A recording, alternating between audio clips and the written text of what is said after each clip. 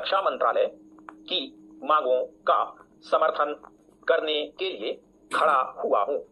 वर्तमान घटनाओं से पता चलता है कि संसार का हर देश अपनी सुरक्षा के बारे में चिंतित है और उसके लिए हर प्रयत्न कर रहा है।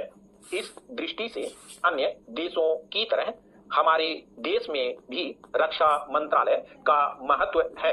मुझे इस बात की खुशी है कि जहां अन्य मंत्रालयों की उनके पिछले साल के कामों के बारे में काफी आलोचना हुई है, वहां इस मंत्रालय की कम आलोचना हुई है। इससे पता चलता है कि इस मंत्रालय ने पिछले साल अच्छा काम किया है।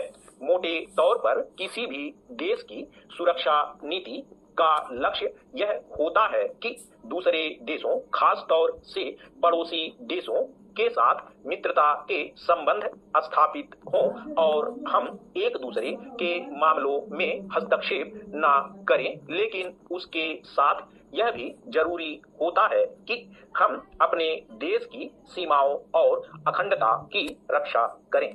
इसलिए हमारे देश का यह कर्तव्य हो जाता है कि हम अपने पड़ोसियों के कार्यों पर पूरी नजर रखें, क्योंकि आज तक हमारे देश पर जो संकट आए वे हमारे पड़ोसियों से आए हैं।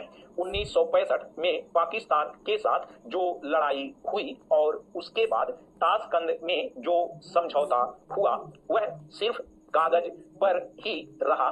पाकिस्तान ने उस पर कोई अमल नहीं किया। इस दृष्टि से बहुत जरूरी है कि हम अपने देश की सुरक्षा की हर तरह से व्यवस्था करें। हमारा उद्देश्य दूसरों पर आक्रमण करना नहीं है, लेकिन यदि हम पर कोई आक्रमण करे तो हम में इतनी शक्ति अवश्य होनी चाहिए कि हम उसका डटकर सामना कर सकें। पैरा, आप जानते हैं कि पिछले दिनों पाकिस्तान को अमेरिका और चीन से काफी मदद मिली है। रक्षा मंत्रालय की रिपोर्ट में भी कहा गया है कि पिछले साल अमेरिका ने पाकिस्तान को 1500 करोड़ रुपए की फौजी सहायता दी है। आज जहां हम फौजी सामान के लिए अपने कारखानों की मदद से अपनी शक्ति बढ़ाने का प्रयत्न कर रहे हैं, वहां पाकिस्तान संसार के देशों से फौजी सामान खरीद रहा है। अपनी नीति के कारण वह सब देशों से लाभ उठा रहा है।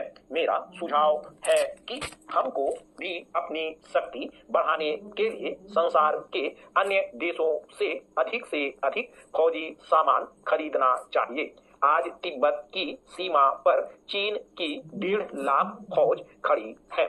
स्टॉप।